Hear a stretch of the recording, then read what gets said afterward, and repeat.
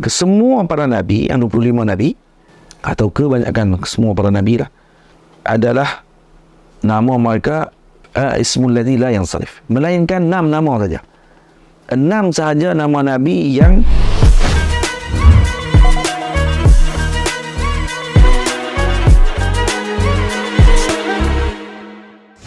Alhamdulillahirabbil alamin, wassalatu wassalamu ala asyrafil mursalin wa ala alihi wa ashabihi wa man tabi'ahum bi ihsanin ila yaumiddin, amma ba'd.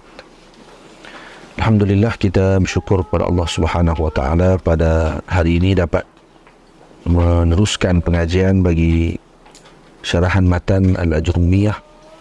Kali ini kita telah masuk pada pengajian yang ke berapa? Pengajian yang ke-7. Ada beberapa perkara yang perlu kita ringkaskan semula dan sebutkan semula secara umum apa yang telah kita pelajari dengan 6 pengajian yang lepas. Yang pertama, kita telah mengetahui bahawa i'rab dan al-bina itu bertakluk ataupun berkaitan dengan huruf akhir bagi kalimah. Jadi kalau kita ta'rifkan Nahu ditarifkan dengan qawaidu yu'rafu biha dhamtu akhiril kalimati min haythul i'rabu wal bina'u. Yani qawaid yang diketahui dengan qawaid tersebut, dhamtu akhiril kalimah, ini meletakkan baris pada akhir kalimah ataupun menentukan pada akhir kalimah tersebut pada sudut i'rab dan pada sudut bina. Dan kita mengetahui bahawa maudhu' ilmu nahwu itu ataupun tajuk perbahasan dalam ilmu nahwu adalah kalimah itu sendiri pada sudut apa? Pada sudut ianya ditentukan ianya mu'rab ataupun mabni. Dan yang kedua, yang diberi perhatian, kita mengetahui dalam pengajian yang lalu bahawa kalimah tersebut, al-kalimah itu tersusun daripada huruf-huruf hijaiyah. Dan kamu mengetahui juga bahawa kalimah itu terbahagi kepada 3 bahagian, isim, fi'il dan huruf. Dan huruf hijaiyah bukanlah huruf yang mana dimaksudkan dalam huruf kalimah. Ini kerana huruf hijaiyah la ma'na laha, alif, ba, ta, sa dan seumpamanya. Tapi ketika digabungkan huruf-huruf tersebut, maka barulah dia akan menghasilkan makna bagi kalimah tersebut. Tapi huruf yang dimaksudkan dengan aqsamul kalimah, isim, fi'al dan huruf tersebut adalah dengan makna huruf al-ma'na, dibagi huruful ma'na. Di huruf seperti min, fi, ila yang menunjukkan makna pada jumlah tertentu. Contohnya min dengan makna ibtida', ila dengan makna intiha', min dengan makna permulaan, ila dengan makna pengakhiran. Seperti seorang tadi menyebut, zahabtu min Qadah ila Kuala Lumpur. Saya telah pergi dari, maksudnya bermula dari Kedah dan sampai ke Kuala Lumpur. Sehingga ke Kuala Lumpur. Atau fi dengan makna zarfiyah. Contohnya disebut daqaltu fil masjidi. Zarfiyah dengan makna hululus syai' fi ghairihi, sesuatu berada di dalam sesuatu. Jadi bila sebut daqaltu fil masjidi, maksudnya saya masuk ke dalam masjid. Jadi huruf hijaiyah, alif, ba, ta dan seumpamanya ada 28 huruf. Sebagian mengira 29 huruf. Itu dipanggil huruful mabda. Yani huruf yang dengannya dibina kalimah. Manakala huruf min, ila, an, ala, fi, rubba, kaf, ba, lam dan seumpamanya tadi dipanggil huruf makna. Nah, huruf yang ketika dimasukkan ke dalam satu jumlah, maka dia membawa makna yang tertentu. Dan yang seterusnya, kita juga telah mengetahui pada pengajian yang lalu bahawa al-jar itu muqtassun bil asma', dikhususkan kepada isim. Dan jar itu tidak masuk pada fi'il dan tidak masuk pada huruf. Maka boleh kita untuk kita mengira bahawa jar ini adalah perubahan dengan kasrah, ataupun dengan alamat-alamat yang nanti kita akan ketahui. Contoh seperti zahaba zaidun ilal baiti, maka al-bait itu diketahui bahawa ianya isim disebabkan kerana masuk padanya huruf jar, dan kerana berlaku jar padanya. Amaliyah jar ataupun proses jar tadi berlaku kepada al-bait. Tadi dibaca dengan zahaba Zaidun ilal baiti. Jadi huruf jar, huruf-huruf yang mana akan menyebabkan akhir kalimah tadi akan berubah. Dan boleh jadi juga tidak berubah. Nanti kita akan tengok satu persatu perbahasan tadi. Dan huruf jar ini tidak akan masuk melainkan kepada asma, kepada kata nama. Jadi maksudnya kalau kita baca dalam kitab bahasa Arab, maka kita akan mengetahui bahawa ianya adalah asma. Dan ketika mana kita mengetahui bahawa dia adalah asma, maka kita mampu untuk mengira dan meletakkan padanya dengan alamat yang lain. Maka alamat asma itu ada 5. Antaranya masuk padanya alif lam, ada tanwin, ada isnad ilaih, jar dan hurufil jar. Semua kita dah bahaskan pada pengajian yang lalu, maka boleh dilihat balik pengajian-pengajian tersebut di dalam rakaman pengajian yang telah kita letakkan dalam YouTube.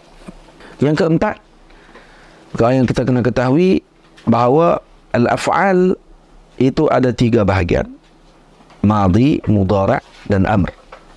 Dan kita telah menyebutkan tentang alamat fi'il madhi, iaitu masuk padanya ta ta'nis sakinah.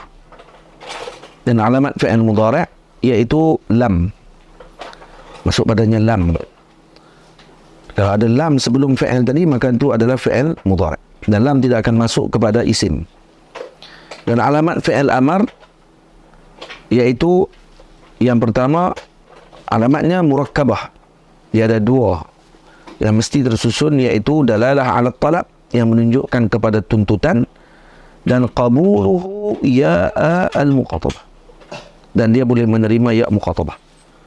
Dan di sana ada lagi alamat yang mustarakah, iaitu yang bergabung di antara fi'il madhi dengan fi'il mudhari'. Contohnya masuk padanya qad. Disebut qad zahaba Zaidun, qad yazhabu Zaidun. Jadi qad ini alamat mustarakah di mana? Alamat yang bergabung. Boleh masuk pada fi'il madhi, boleh masuk pada fi'il mudhari'. Jadi bila mana kita mendapati ada dalam satu kalimah ada qad di depannya, maka kita ketahui bahawa dia masuk, sama ada masuk kepada setelahnya tu fi'il madhi atau setelahnya tu adalah fi'il mudhari'. Dan ada 2 lagi alamat yang ditambah kepada fi'il mudhari' secara khusus, iaitu masuk padanya sin dan saufa. Sayadribu, saufa yadribu, ini masuk pada fi'il mudhari'. Jadi sin dan saufa tak akan masuk melainkan hanya pada fi'il mudhari'. Jadi tak boleh ada orang sebut sadaraba, saufa daraba, tak. Dia kena masuk pada fi'il mudhari' saja. Sayadribu, saufa yadribu, gitu. Maka di sini kita faham bahawa fi'il mudhari' padanya ada 3 tanda yang khusus kepadanya, iaitu lam, sin dan saufa. Manakala tanda yang mustarakah di antara fi'il mudhari' dan fi'il madhi adalah qad.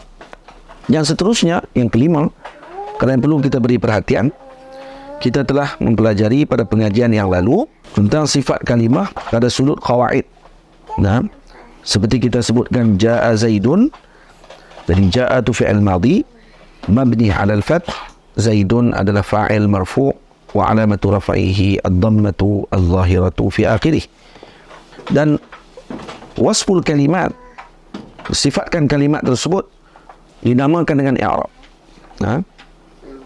Jadi kita sebut ja'a Zaidun, ja'a fi'lun madhi mabni 'ala al-fathi, la mahalla laha min al-i'rab. Zaidun fa'ilun marfu'un wa 'alamatu raf'ihi dhammatun zahiratun 'ala akhirih li'annahu ismul mufrad. Baik, kesemua tadi adalah dipanggil i'rab. Jadi mensifatkan kalimat tadi dengan apa yang kita sebutkan tadi secara terperinci, itu dinamakan dengan amaliyah i'rab dipanggil. Apa makna i'rab? Ya, ini menjelaskan bagi kalimah tersebut adakah yang pertama dia isim, ataupun dia fi'il, ataupun dia huruf. Adakah dia mu'rab ataupun dia mabni. Adakah dia marfu', adakah dia mansub, adakah dia majrur, adakah dia majzum, dan seumpamanya. Dan apa alamat i'rabnya? Dhammah kah, fathah kah, kasrah kah, atau bagaimana? fath ke, dham ke, kasr ke, dan seumpamanya. Dan itu dipanggil laqabul i'rab, dipanggil laqab bagi i'rab. Dan adakah alamatnya zahir atau alamatnya muqaddarah? I'rabnya bagaimana dengan i'rab takdiri ataupun i'rabnya i'rab zahiri atau lafzi ataupun i'rabnya adalah i'rab mahalli? Semua itu telah dipelajari.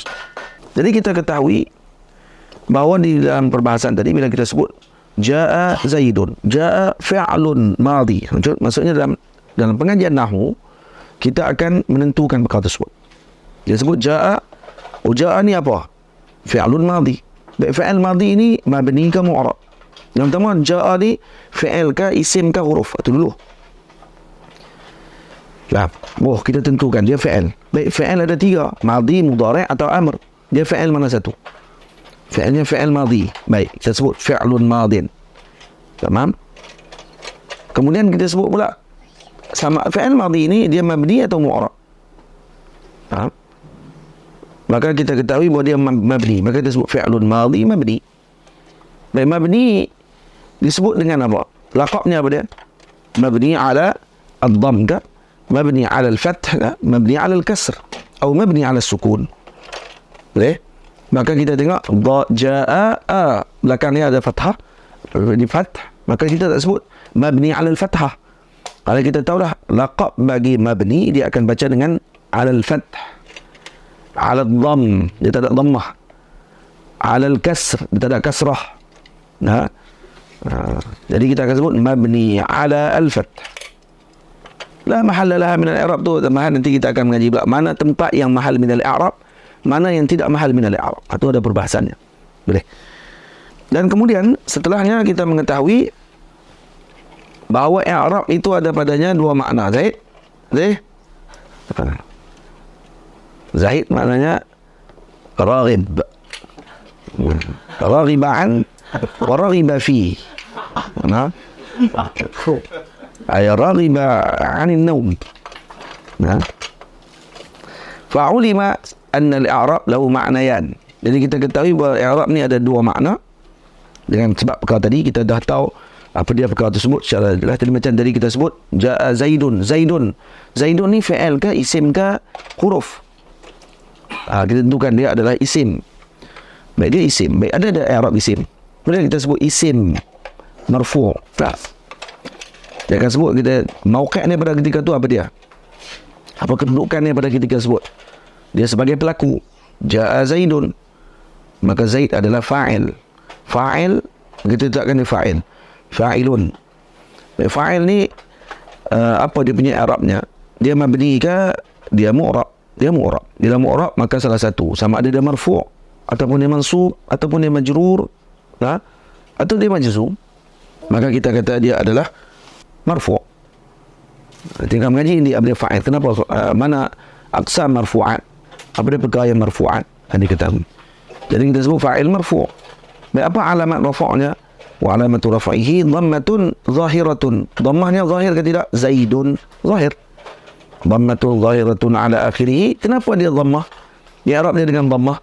Kenapa tidak dengan tanda yang lain? Li'annahu ismul mufrad. Itu dipanggil i'rab yang lengkap. Boleh faham? Baik, macam mana nak dapatkan i'rab tersebut secara lengkap khusus bagi mubtadi? Ini akan dipelajari satu persatu. Selama mana kita pelajari nanti kita akan tahu untuk letakkan kalimah ni di mana dan kita boleh susun balik laqab i'rab tadi. Jadi susunan dia akan tentukan dengan fa'il, maf'ulun bihi, maf'ul mutlaq, maf'ul li ajlih. Lagi naibul fa'il, isim majrur, kata-kata dan seumpamanya kita akan sebutkan satu persatu nanti pada pengajian yang akan datang dan akan datang. Apa i'rab? I'rab ada 2 makna.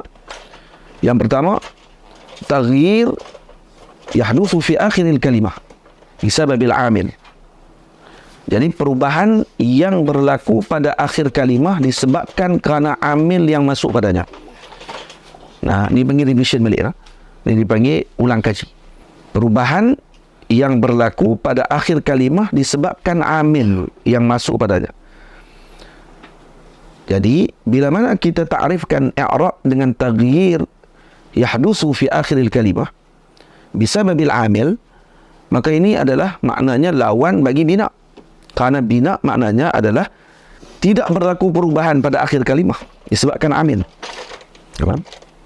Contohnya haula, jaa haulai, raaitu haulai, marartu bihaulai. Semuanya haulai, haulai, haulai. Dan ini mabni. Tidak masuk padanya perubahan. Walaupun masuk padanya amil yang berbeza. Betul? Yang kita dah tahu apa dia makna amil, apa dia makna ma'mun. Kita dah tahu benda tu. Nak tahu, buka balik pengajian yang lepas. Dan kemudian yang kedua, ta'rif bagi i'rab adalah wasful kalimati wa bayanu haliha min haitsu qawaidun nahwi. Jadi mensifatkan kalimah dan menjelaskan hal kalimah tersebut pada sudut qawaid nahwu. Sawa'un akanat al-kalimatu mu'rabatan am mabniyatan. Sama ada kalimah tersebut mu'rabah ataupun mabniyah. Maka bila mana mensifatkan kalimah, sama ada ianya adalah kalimah tadi mu'rab atau mabni, fi'il atau isim atau huruf dan seumpamanya, amaliyah tersebut mensifatkan kalimah dengan perkara tersebut, maka itu disebutkan sebagai i'rab juga. Maka i'rab yang kita sebutkan, kata bila sebut a'rib hadhil kalimah. Cara ini salah orang, ada orang sekarang dia salah faham dan dia jadi keliru ketika masalah untuk dia i'rabkan bina. Ya, fi'lul madhi mabni. Ada i'rab kata dia. Katakan i'rab kan maknanya taghayyur yahdusu fi akhiril kalimah. Sekarang ini mabni. Macam mana i'rab benda yang mabni? Macam mana i'rab benda yang mabni? Ini mabni. Mabni, mu'rab. Macam mana kamu nak i'rabkan mabni? Jadi terlupa. Dia ada dua makna bagi i'rab. Yang pertama i'rab dengan makna lawan bagi bina, iaitu berlaku perubahan pada akhir kalimah. Yang bina pula tidak berlaku perubahan, yang kekal dengan hal yang sama dalam semua keadaan walau masuk dengan amil yang berbeza. Yang kedua, sifat bagi kalimah tadi ataupun mensifatkan hal bagi suatu kalimah tersebut. Sama ada dia mu'rab, sama ada dia mabni dan seumpamanya, mensifatkan kalimah dengan amaliyah ataupun proses tersebut, maka dia juga dipanggil i'rab. Maka bila seorang menyebutkan a'rib ma yali, a'rib ja'a, i'rabkan ja'a. Dia kata i'rab ja'a, macam mana ja'a tu mabni, dia terlupa. Itu dia ambil pada maksud pertama. Maksud kedua yang kita inginkan adalah wasful kalimah. Yang ini kita ingin dia sifatkan kalimah tersebut tentang sempurnanya dengan sifat tadi. Contohnya fi'lun madhi mabni 'ala al-fath la mahalla lahu min al-i'rab. Macam tu maksudnya. Jadi bila disebut a'rib, i'rabkan kalimah ini walaupun dia mabni, maka dimaksudkan tadi adalah makna yang kedua. Itu saya kata revision ni penting. Itu diulang kaji kerana ada tambahan. Benda yang tidak ada dalam pengajian yang lepas. Kemudian yang keenam yang kita kena ambil perhatian, bahawa telah kita lalui alamat bagi qisim kalam. Setiap kalimah ni dia ada alamatnya sendiri. Dan contohnya isim, apa makna bagi isim? Kalimatun dallat ala ma'nan fi nafsiha wa lam takhtarin bi zamanin. Kalau fi'il, kalimatun, kalimah juga, dallat ala ma'nan fi nafsiha wa takhtarin bi zamanin, dan aw ikhtaranan bi zamanin. Kemudian kalau huruf, kalimatun dallat ala ma'na fi ghairiha. Jadi itu ta'rif bagi isim, bagi fi'il dengan huruf. Jadi setiap tu ada maksudnya kalimah. Yang membezakan isim dengan fi'il adalah kerana sama ada dia berserta dengan zaman ataupun tidak, berserta dengan masa ataupun tidak. Kalau berserta dengan masa maka dia jadi fi'il. Kalau tidak berserta dengan masa maka dia jadi isim. Manakala huruf pula tidak, kalimah yang menunjukkan pada makna juga, dia ada maknanya pada apa? Pada yang lain, bukan pada dirinya sendiri. Berbeza dengan isim dan fi'il. Isim dan fi'il, kalimah tadi ada makna pada dirinya sendiri. Contoh, kalau kita sebutkan rajul, daraba, contohnya. Jadi kita faham kalimah yang pertama, ar-rajul, dengan makna zakar baligh, seorang lelaki yang baligh, dia panggil rajul. Beza dengan ghulam. Kalau ghulam pula seorang yang budak, ataupun sama ada dia abdun, hamba, ataupun dengan makna yang masih tidak baligh, dia panggil ghulam. Kalau sebut rajul, Maka kita akan faham tu kata hadza zakarul baligh. Baik, ar-rajul tadi isim. Dia kalimah tak? Ya, dia bila isim maksudnya dia kalimah. Dallat ala makna fi nafsiha. Baik, takhtarin di zaman, adakah rajul tadi bila makna zakar baligh dia takhtarin di zamanin muayyan berserta dengan masa tertentu? Yani rajul bermakna madhi, rajul bermakna al-mudhari', rajul bermakna amr? La, tidak berserta dengan masa. Manakala kalimah daraba, perkataan daraba contohnya, maka kita ketahui bahawa kalimah tadi adalah dengan makna berlaku padanya ad-darb. Nah, pukulan. Daraba maksudnya telah berlaku pukulan.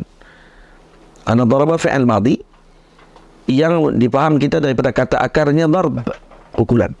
Maksudnya pukulan yang telah berlaku pada masa yang telah lalu. Dari mana datang perkataan tadi diketahui? Dan kita tahu macam tu daraba tadi adalah fi'il. Daraba tadi karena daraba fi'il dia kalimah dan la ta'ala ma'nan fi nafsiha wa takhtarin bi zamanin. Tamam. Dan begitu seterusnya. Dan yang ketujuh, kita juga mengetahui ada sebahagian kitab menyebutkan tentang perbezaan kalimah dengan kalim. Kalau kalimah sesuatu yang memberi faedah padanya. Kalau kalimah ditakrifkan oleh Ibn Hisham dengan al-qaulul mufrad. Manakala kalim bermaksud ma tarakkaba min thalathi kalimatin sawa'un akana mufidan am la. Kalim maksudnya adalah sesuatu yang tersusun daripada 3 kalimah sama ada memberi faedah ataupun tidak. Kalau kalimah jadi mesti memberi faedah. Nah, kalau kalimah mesti memberi faedah. Ada kalam, maaf. Al-kalam jadi mesti memberi faedah. Kalau kalim 3 kalimah ke atas, walau tidak memberi faedah pun dikira juga sebagai kalim.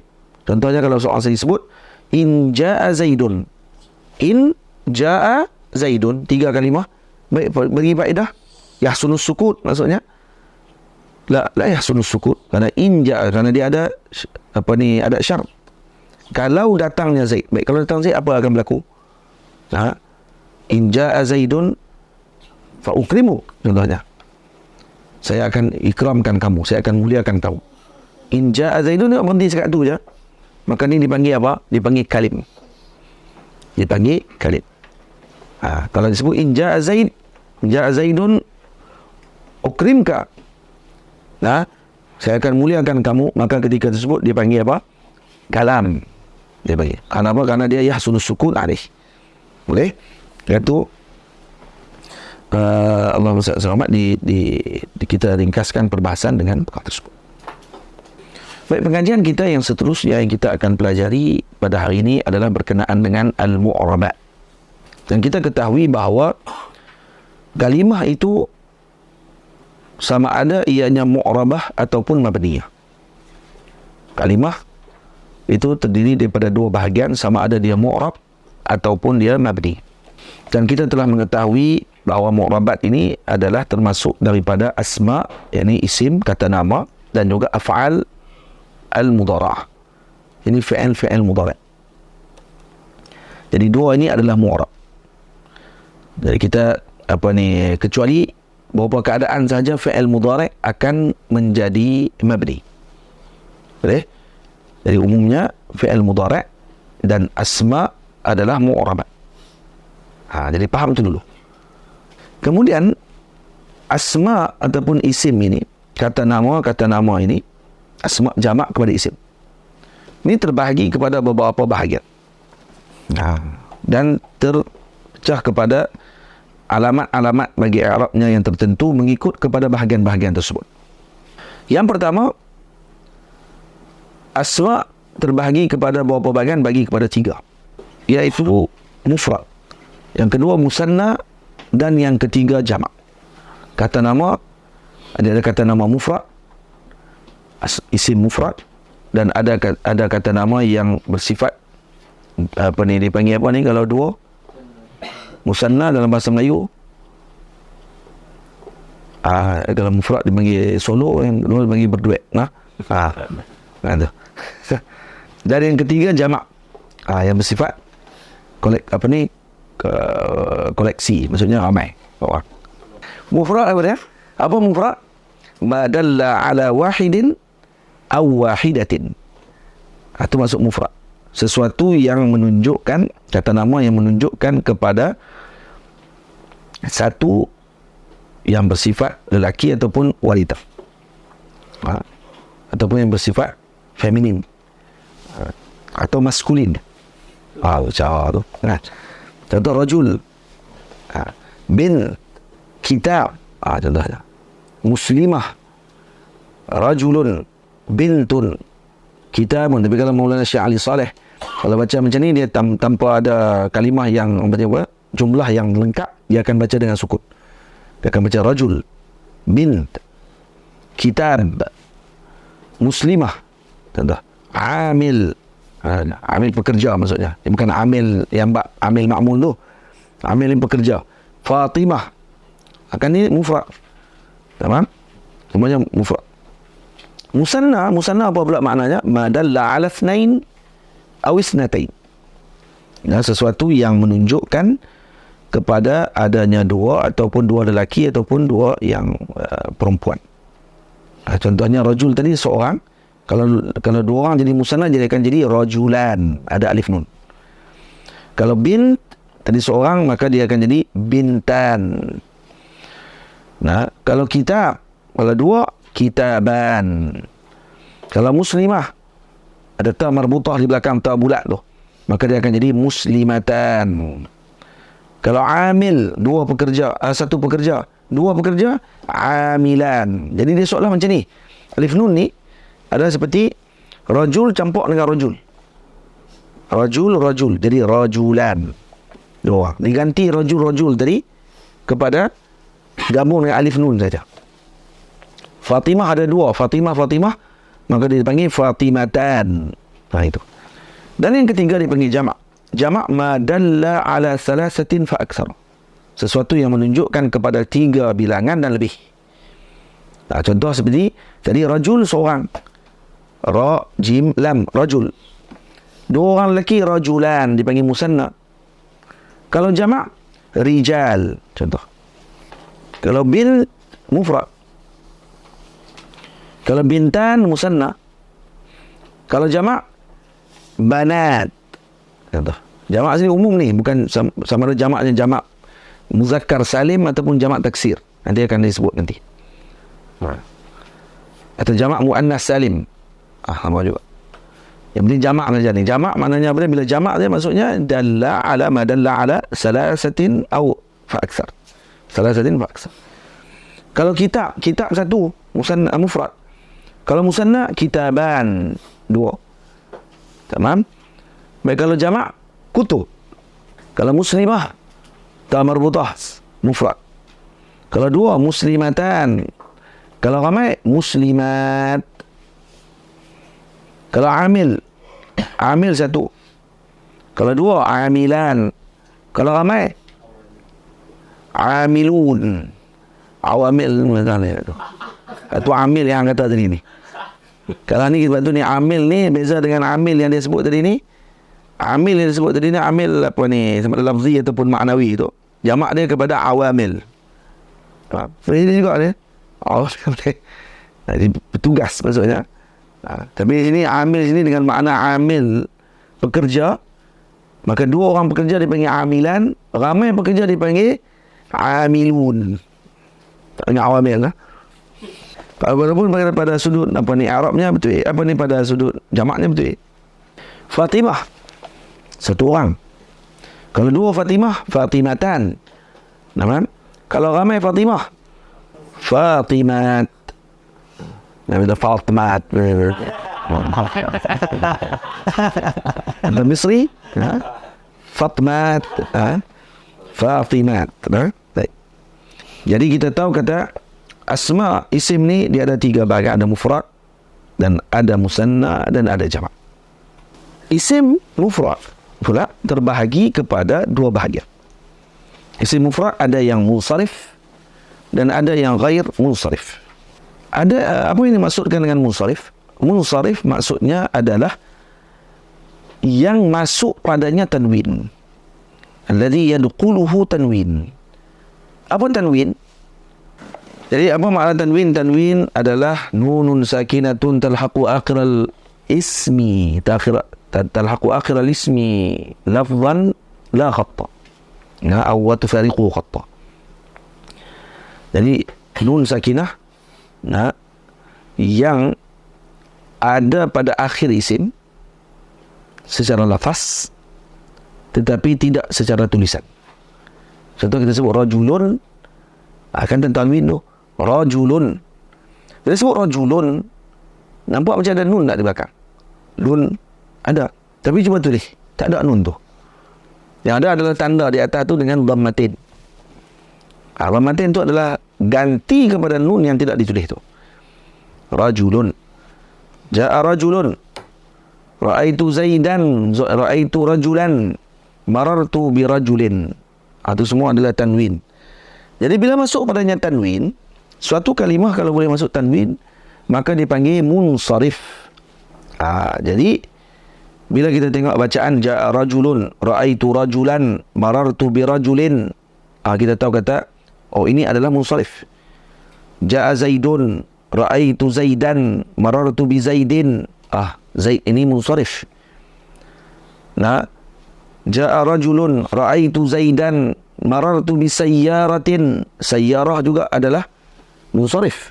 Kenapa? Karena masuk padanya tanwin. Faham? Dan apa ni, tu salah satu lah dia bagi. Sekarang ni kita bahas tentang munsharif ataupun ghairu munsharif dulu. Munsharif maknanya alladhi yadkhuluhu at-tanwin.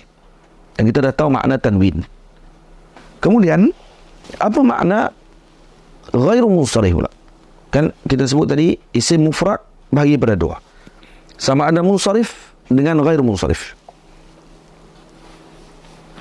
Ghairu munsharif, isim ghairu munsharif pula maknanya alladhi la yadkhuluhu at-tanwin, yang tidak masuk padanya tanwin. Contohnya isim Ibrahim contohnya. Ini akan mengaji nanti dalam asma ataupun ismul ladzi la yansarif. Nanti kita akan mengaji ada bab khusus ismul ladzi la yansarif. Sekarang ni kita jelaskan dulu aja. Isim ada dua. Ada isim mufrad ni ada dua. Ada isim mufrad yang munsharif dan ada isim mufrad yang ghairu munsharif. Yang ghairu munsharif maksudnya yang tidak masuk padanya tanwin. Contoh tadi nama Ibrahim, Ismail. Dan para nabi, kata para ulama, para nabi, kesemua para nabi, yang 25 nabi, atau kebanyakan semua para nabi lah, adalah nama mereka munsharif. Ismul ladzi la yansarif. Melainkan 6 nama saja. 6 sahaja nama nabi yang tidak, yang munsharif. Maksudnya sama sun syamlah. Dia punya ringkasannya sun syamlah. Sad, nun, shin, mim, lam, ha. Sun, sad mewakili Saleh. Nabi Saleh. Saleh adalah munsharif. Nun, Nuh. Shin Shu'aib. Kata Syekh Ali Saleh, Syith masuk sekali. Mim, Syam, mim dua pada Sayyidina Muhammad sallallahu alaihi wasallam. Lam, Sayyidina Lut. Ha, Sayyidina Hud. Ini nama-nama Nabi. Sun Syamlah adalah nama-nama Nabi yang munsharif. Jadi kalau kita baca contohnya, faham itu dulu. Jadi mana-mana nama Nabi yang lain semuanya ghairu munsharif. Ghairu munsharif ni dia akan baca macam mana? Ketika mana rafa, dia akan baca dengan dhammah. Ketika mana orang panggil apa, mansub, dia akan baca dengan fathah. Dan ketika jar, dia baca dengan fathah. Contoh kita sebut Ja'a Ibrahimu, dia tak akan boleh meletakkan dengan tanwin sebab dia ghairu munsharif. Kita sebut tadi yang munsharif hanya 6 nabi tadi saja nama dia. Sun Syamlah, itu saja yang munsharif. Dan kita tahu apa makna munsharif, apa makna ghairu munsharif. Ghairu munsharif maksudnya la tadkhuluhu at-tanwin, tidak masuk padanya tanwin, tak boleh tak tanwin. Jadi Ibrahim tak termasuk dalam Sun Syamlah tadi, maka tak boleh dibaca dengan tanwin. Jadi kita baca Ja'a Ibrahim, Asim. Ja'a Ibrahimu. Ra'aitu Ibrahima. Marartu bi Ibrahima. Tak boleh baca Ibrahimi. Ibrahima. Karena dia rafa' dengan dhammah, nasab dan jar dengan fathah. Nabi apa lagi? Nabi Daniel. Contohnya. Ja'a Danielu. Ra'aitu Daniela. Marartu bi Daniela. Kalau baca baris penuh lah. Baris nang, kosong, sukun semua belakang. Ja'a Daniel. Ra'aitu Daniel. Marartu bi Daniel. Samuel. Contohnya, Nabi Samuel. Ja'a Samuelu. Ra'aitu Samuela. Marartu bi Samuela. Boleh? Lagi apa lagi? Mana-mana nama ajam dibaca dengan mamnu' min as-sarf. Mana-mana nama ajami, nama yang bukan Arabi, dibaca dengan mamnu' min as-sarf. Contoh nama saya Nazrul. Ja'a Nazrulu. Ra'aitu Nazrula. Wa marartu bi Nazrula. Syahrimi. Syahrimi. Mi belakang tu dia. Ya ke alif? Ya. Ya ni ja'a Syahrimiyu. Marartu ja'a Syahrimiyu. Ra'aitu Syahrimiya. Wa marartu bi Syahrimiya. Saifuddin. Arabi. Ataupun Saifuddin dengan Saifullah. Ada hal Arabi. Dia nama Arabi. Maka dibaca dengan macam biasa, masruf. Ja'a Saifullah. Hi. Marartu ja'a Saifullahi. Lagi. Ra'aitu Saifallahi. Marartu bi Saifillahi. Itu.